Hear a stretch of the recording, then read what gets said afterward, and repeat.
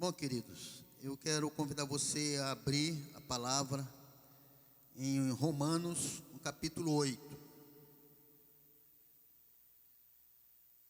E eu gostaria que a igreja ficasse com esse texto aí aberto. Nós vamos discorrer algumas coisas sobre esse texto. Vocês sabem que as duas últimas pregações minhas aqui foi sobre a ousadia para proclamar o reino de Deus. E as duas ministrações que eu falei sobre isso, eu falei que a gente depende do poder do Espírito Santo. Eu não acredito, como pastor, como cristãos, desde quando eu me converti, que nós, como seguidores de Jesus, podemos fazer alguma coisa se não for de verdade debaixo do poder do Espírito Santo. Falei também aqui que, infelizmente, eu falo não da casa do Senhor, mas de uma forma geral, parece-me que a gente tem feito aquilo que o apóstolo Paulo fala, quando ele diz: não apagueis o Espírito Santo.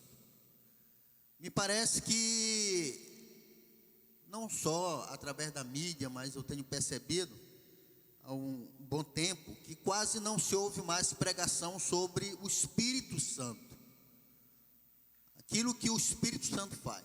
Falei também, antes de eu pregar aqui nessa manhã, que nós vivemos o advento do Espírito Santo.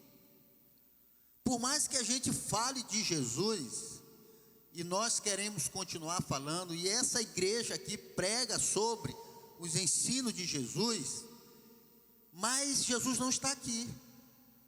Jesus está sentado no trono ao lado do Pai. Quantos creem nisso? Digo amém.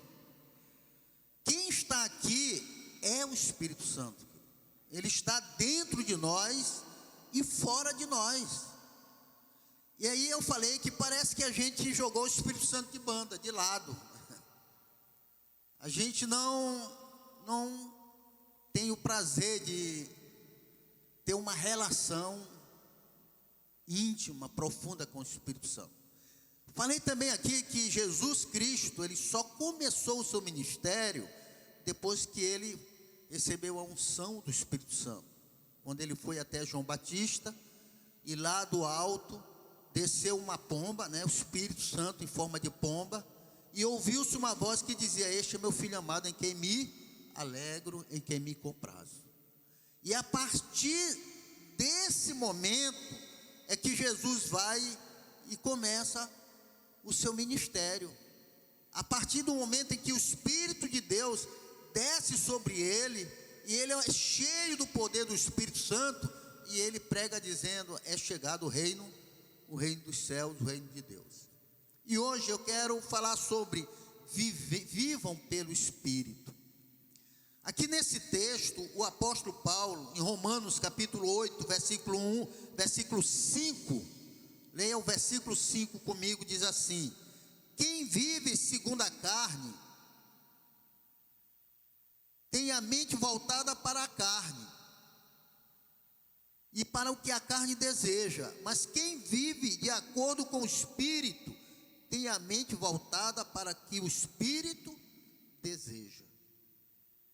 Veja bem o que o apóstolo Paulo está dizendo: quem vive segundo a carne, vive para os desejos do que a carne deseja, mas quem vive segundo o Espírito, vive para os desejos do Espírito. E isso, querido, é muito importante. Primeira coisa, andar em Espírito, ele é determinante para a nossa vida como um todo. Não apenas como cristãos, não apenas como pai, como mãe, como pastor, como um líder de algum ministério. Não, queridos. Quem vive debaixo do poder do Espírito Santo, isso é determinante para toda a nossa vida.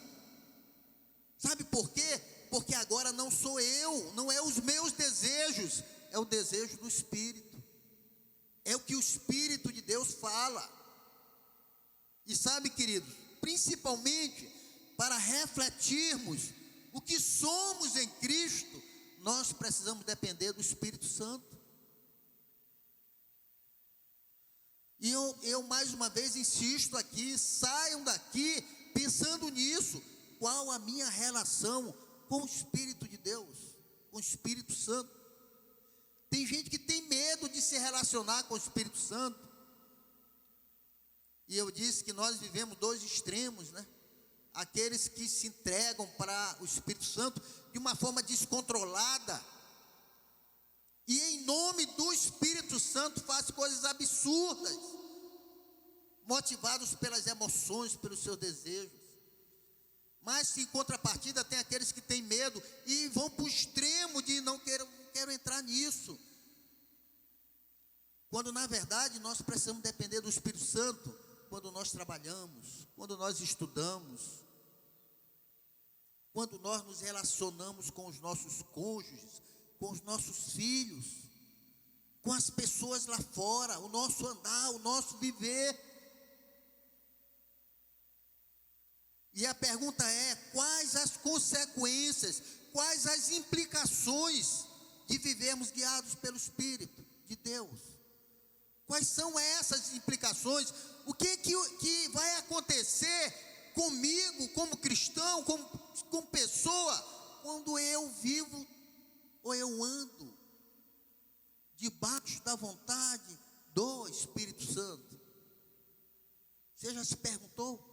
Você já se olhou? Você já analisou a sua vida e diz: quais são as consequências, as implicações, porque eu ando debaixo da vontade de Deus, debaixo da vontade do Espírito de Deus? E a primeira coisa, queridos, a primeira implicação aqui é: vivemos com a mente voltada não para os nossos desejos. E sabe, queridos, isso é muito importante. Há dentro de nós desejos em que a carne quer atender a esses desejos. E sabe, queridos, muitas vezes a gente não consegue deixar o Espírito Santo de Deus agir na nossa vida, porque os desejos se tornam maiores, os nossos desejos se tornam maiores que os desejos do Espírito. Lá em Gálatas, ouça, 5,16 diz: vivam pelo Espírito, e de modo nenhum satisfareis os desejos da carne. Eu vou repetir, Gálatas 5,16: vivam pelo Espírito, e de modo nenhum satisfareis os desejos da carne. Nós não podemos negar, queridos, que essa carne, esse nosso corpo, deseja os prazeres da vida. E há uma luta dentro de nós. Paulo ensina isso. Há uma luta entre o espírito e a carne. E como vencemos isso? Queridos, por nós mesmos, jamais nós vamos conseguir. Jamais. Mas o apóstolo Paulo diz: se a gente viver pelo Espírito, de modo nenhum vamos satisfazer esses desejos. Lá em Romanos, no capítulo 8, versículo 9, diz algo interessante, diz assim: entretanto, vocês não estão sob o domínio da carne, mas sob o domínio do Espírito. Quem é que nos domina? Quem é que dirige as nossas vidas? E às vezes nós estamos sendo dirigidos pelos nossos próprios desejos.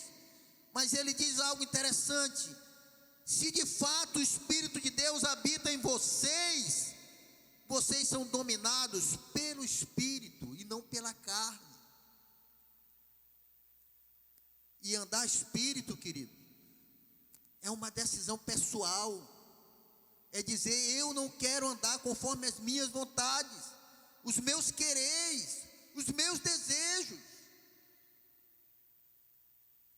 Então viver e andar em Espírito é ter uma mente que A vontade de Deus prevalece sobre os nossos desejos.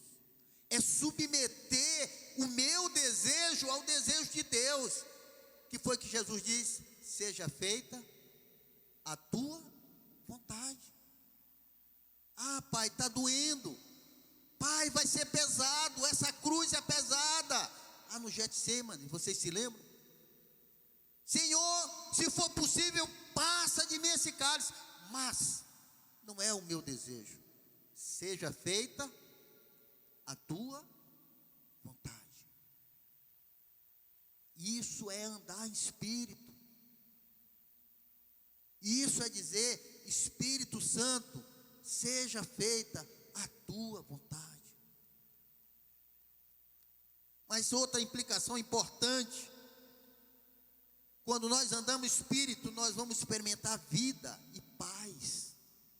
Queridos, tem milhões de pessoas que se dizem cristãs, estão vivendo debaixo de depressão, de tristeza, de angústia, e reconhecem Jesus como Senhor, e sabem que Deus é soberano para fazer infinitamente mais, mas elas estão aprisionadas pela tristeza, pela angústia, pela decepção, pelas frustrações da vida. Mas quem anda debaixo do Espírito, ele não se frustra, ainda que não dê certo, mas Deus está no controle. Amém, queridos? Você pode dar um glória a Deus. Queridos, não importa as circunstâncias, eu sei quem tenho crido. Estou bem certo que é poderoso para fazer infinitamente mais do que pedimos ou pensamos.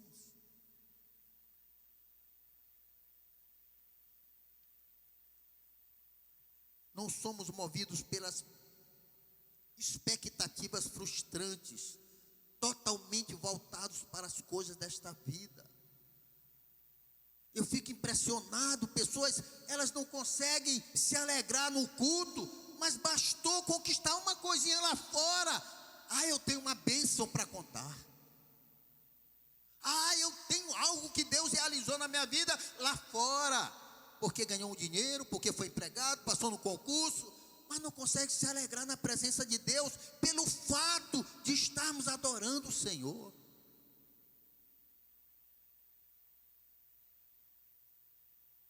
Nossas motivações para viver, elas são redefinidas.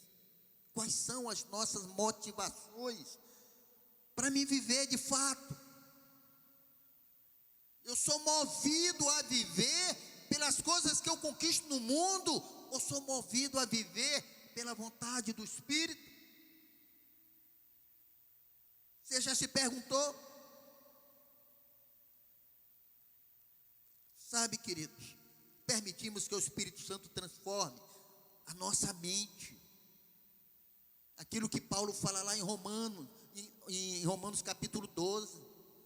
Quando a gente depende do Espírito, a gente deseja que Deus transforme a nossa mente, o nosso modo de pensar.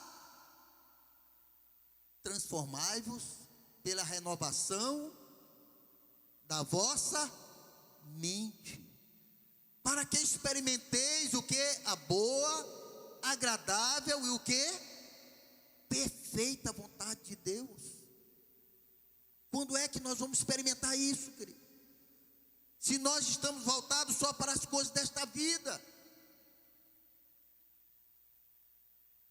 Sabe, querido, eu venho para o culto, e como qualquer um, nós carregamos nossos problemas.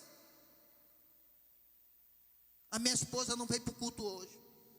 Ela está cuidando de uma idosa de quase 90 anos, que tem que limpar, que tem que banhar, que tem tudo. Mas a gente acorda e a gente não murmura. Senhor, não é por quê, para quê? Porque a nossa alegria, a nossa motivação não estão presas nas coisas desta vida. Queridos, tem algo superior para nós. Eu vou dizer de novo, tem algo superior para nós. É uma vida totalmente diferente. é aquela que Jesus ofereceu, é a vida abundante, que pode ser experimentada, queridos, a partir do momento em que você e eu decidimos dizer: Espírito de Deus, enche a minha vida da tua vontade.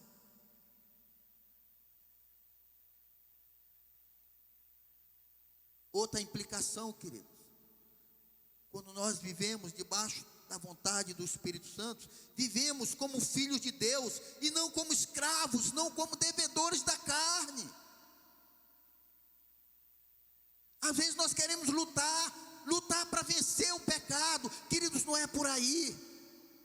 Eu não faço aquilo, eu não faço aquilo, eu não bebo isso, eu não como isso. Não é por aí. Isso já foi pregado várias vezes aqui.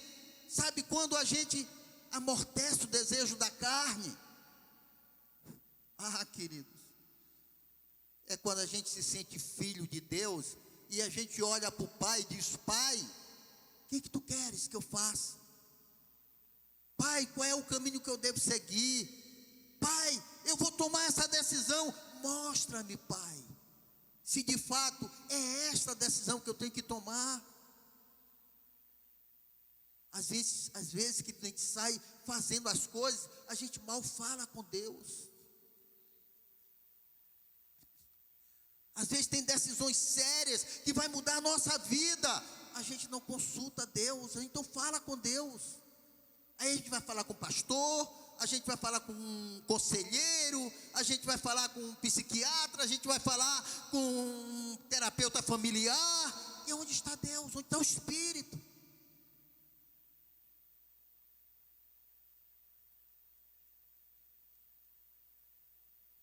Queridos, quando nós andamos segundo a vontade do Espírito, nós vamos manifestar, sabe o que, querido? O fruto do Espírito. E vocês sabem que frutos são: é amor, é alegria, é paz, é longanimidade. Quem anda debaixo do Espírito, ele vai manifestar o fruto do Espírito. E às vezes a gente chega perto de determinados cristãos, ele vai manifestando tudo, menos os frutos do Espírito, o fruto do Espírito. Pastor, ora por mim, pastor, não sei o que, não sei o que. Meu irmão, tu não tem nada de bom na tua vida que você possa dizer: Deus, pastor, mas com tudo isso, Deus tem me ensinado a ser misericordioso, bondoso.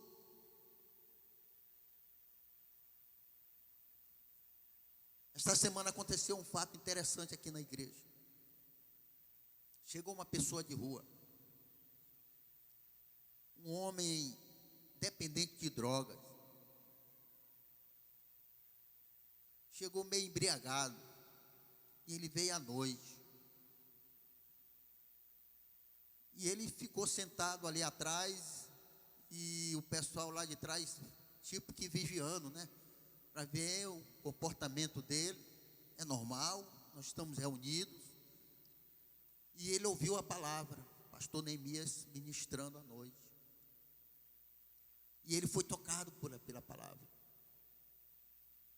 E no final ele me chamou e disse: poxa, eu vim aqui seco de Deus, porque eu era um cristão, me desviei,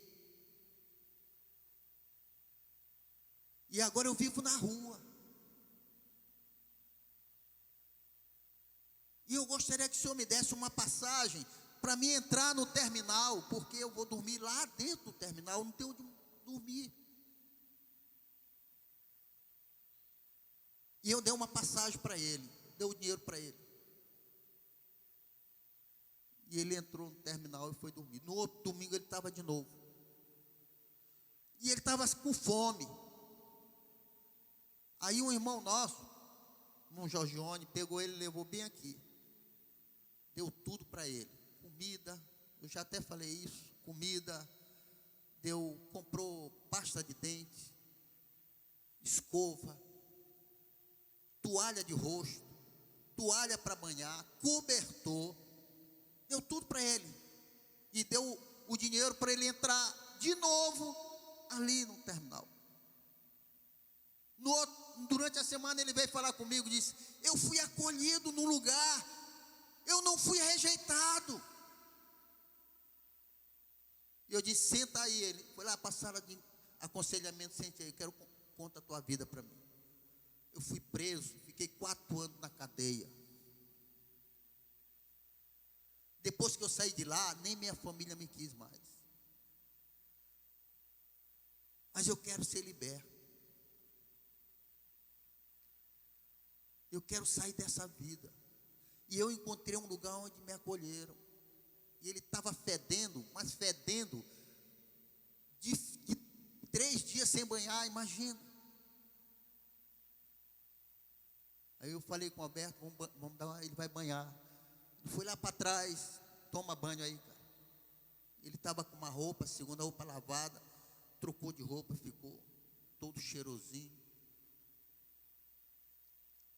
Olha, pastor, não comi nada, está aqui. Ele foi bem ali, vendia como é que é?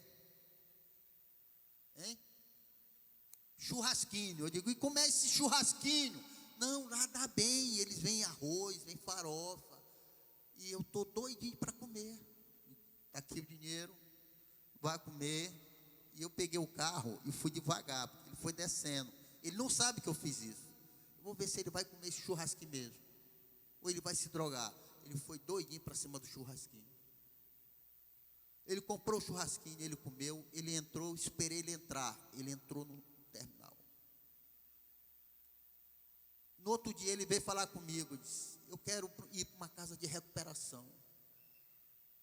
Mas eu quero dizer que depois que eu vim para cá, eu comecei a falar com Deus. Aí ele me mostrou uma sacola, era uma Bíblia que era uma enorme. Todo dia agora eu estou lendo a minha Bíblia. Todo dia eu leio a Bíblia.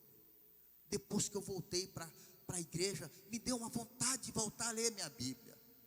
E durante toda essa vida, quando eu estava na cadeia, eu carreguei essa Bíblia toda, e eu lia na cadeia a Bíblia, e eu carrego ela até hoje comigo.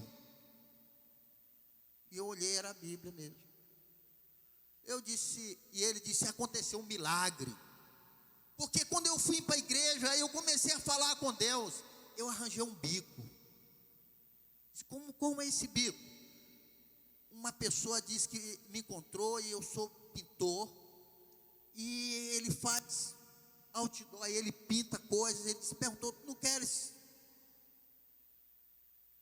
me ajudar? Nós já trabalhamos juntos, mas eu não posso te pagar um salário, eu não posso te contratar. Ele disse: alguma coisa você pode fazer por mim. Ele disse: eu te dou almoço e janta, passagem, e no final da semana eu te dou R$50.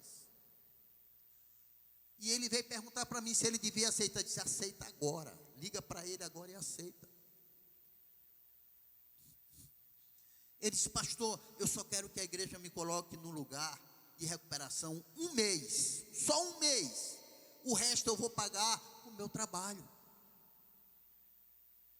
Aí eu liguei para uma casa de recuperação, falei com um amigo que se converteu, eu não sabia, o líder lá, ele se converteu eu pregando, eu nem sabia, que eu estava falando com um homem que se converteu eu pregando. Ele disse: foi o senhor, quando vocês estavam lá na Camboa, André, nós éramos Sara Nossa Terra. Ele entrou lá, esse cara que eu falei, o nome dele é Franklin. Ele disse: eu me converti, o senhor pregando, e o pastor Tomás me batizou. Eu aluguei 2 casas aqui na Coab, é casa de recuperação, eu conheço esse rapaz, manda ele para cá. Mas precisa pagar R$300 todo mês, porque eu não tenho como sustentar. Eu tenho vários homens aqui, e eu tenho que pagar. Ele tem que comer, e aqui ele vai comer, e no final de semana, quando ele não trabalhar, ele tem onde ficar, ele vai dormir aqui tem cama para ele, mas tem que pagar R$300. Eu disse: eu vou pagar R$300 1 mês só, a igreja vai pagar 1 mês só, e ele vai pagar com o trabalho dele. Está feito, pastor. Aí me veio na cabeça: como eu vou pagar esses R$300? Eu não tenho. Eu poderia tirar, ajudar. Aí eu me lembrei de um de vocês aqui para ligar. Rapaz, eu vou ligar para fulano, para fulano, para fulano, fulano, e a gente vai juntar os R$300. Pensei até em ti, Danilo. Mas antes de ligar para Danilo, antes de ligar para André, que são os dois caras que eu estou muito ligado aqui, Flávio também. Cadê esse Flávio que hoje não está aqui? Está com as crianças. Vou ligar para Flávio. Vou ligar para o seu Carlos Gomes, vou dar uma força. Mas eu liguei para a mesma pessoa que ajudou ele. E eu disse, tu é o primeiro que eu estou te ligando. Cada um vai dar R$50. E a gente vai levantar os 300. Ele disse, não é preciso, pastor, não ligue mais para ninguém. Vou transferir os R$300 agora para o senhor.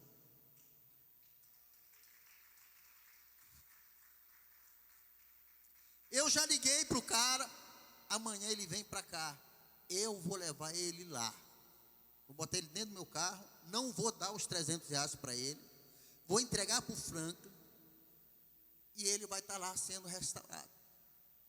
Sabe por que eu estou contando isso, queridos? Se a gente andar debaixo da vontade do Espírito Santo, sabe o que vai acontecer? Nós vamos de fato amar e servir. Esse amém foi xoxo. Quantos querem amar e servir? Vou te dizer uma coisa. Por nós mesmos nós não vamos conseguir. A gente vai conseguir quando o Espírito Santo encher a gente de amor. Qual é o fruto do Espírito Santo?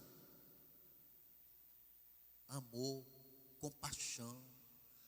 Eu quero amar, eu quero ajudar as pessoas. Todo mundo que entrar aí vai ser abençoado. Queridos, se a gente não andar debaixo da vontade do Espírito Santo, você não vai dar nem R$50. Eu não tenho, pastor. Eu não tenho. Então, queridos, quem anda debaixo da vontade do Espírito Santo, ele manifesta o fruto do Espírito Santo. E para concluir, queridos, a vontade do Espírito Santo se torna soberana, maior do que os nossos desejos. Colocamos nossos desejos debaixo da vontade de Deus. Paulo diz, se vivemos pelo Espírito, andemos também pelo Espírito. E ele termina dizendo, não apagueis o Espírito. Sabe quando a gente apaga o Espírito? É quando a gente esquece o Espírito de Deus. A gente joga ele de lado. A gente está apagando ele.